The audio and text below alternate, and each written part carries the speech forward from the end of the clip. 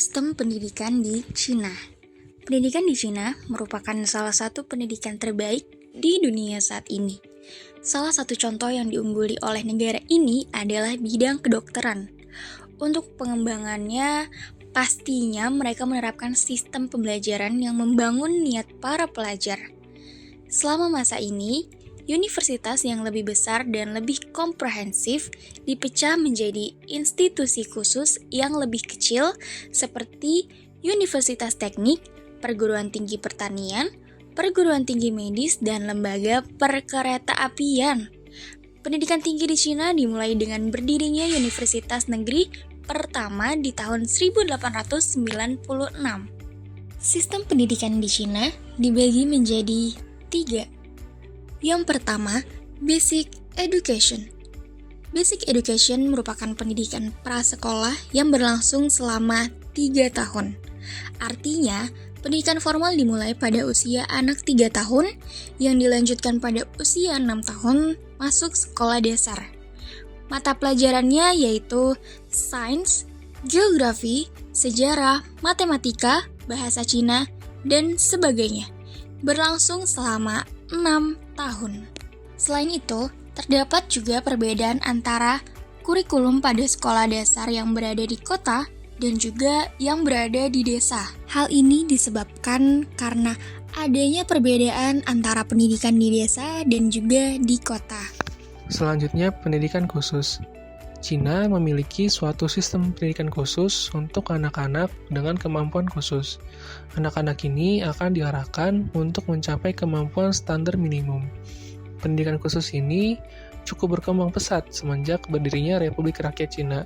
Jumlah sekolah bagi anak-anak tunanetra, tunarungu, tunawicara, dan tunagrahita telah berkembang dari 42 buah dalam tahun 1949 menjadi 746 buah dengan jumlah yang dilayani dari 2.000 menjadi 72.000 orang. Selanjutnya ada Higher Education. Jenjang pertama di Cina terbagi menjadi 2, yaitu ada Dazuan dan Benke. Dazuan adalah tingkatan D2 atau D3. Pendidikan tinggi tipe vakasional yang ditunjukkan untuk memasuki pasar kerja. Sedangkan Benke adalah tingkatan S1 atau D4. Jenjang kedua disebut dengan Suoshi, yaitu tingkatan pendidikan master atau S2, dapat diakses setelah lulus dari jenjang Benke. Jenjang ketiga disebut Boshi, yaitu pendidikan tinggi tingkat dokter atau S3. Sistem ujian masuk perguruan tinggi di Cina disebut Gaokun. Pilihan universitas bagi mahasiswa Cina ditentukan berdasar hasil tes Gaokun. Kebijakan pendidikan di Cina. Pada tahun 1993, gaji guru di Cina masih terbilang rendah. Kondisi ini akan berpengaruh terhadap kinerja guru dalam melaksanakan tugasnya. Pendidikan di Cina sangat bergantung terhadap alokasi dana yang dikeluarkan oleh pemerintah. Selain itu, pendidikan di Cina telah diberlakukan wajib pendidikan dasar 9 tahun secara gratis. Pendidikan tinggi dikembangkan secara cepat dengan beberapa perubahan awal. Di antaranya, pembelajaran dikembangkan dengan menekankan pada kualitas siswa seperti mengembangkan karakter siswa, penggunaan teknologi informasi, kesejahteraan, serta status sosial guru. Perbandingan sistem pendidikan di Cina dan di Indonesia. Sistem pendidikan di Cina termasuk komprehensif dan merupakan sistem pendidikan yang terlengkap.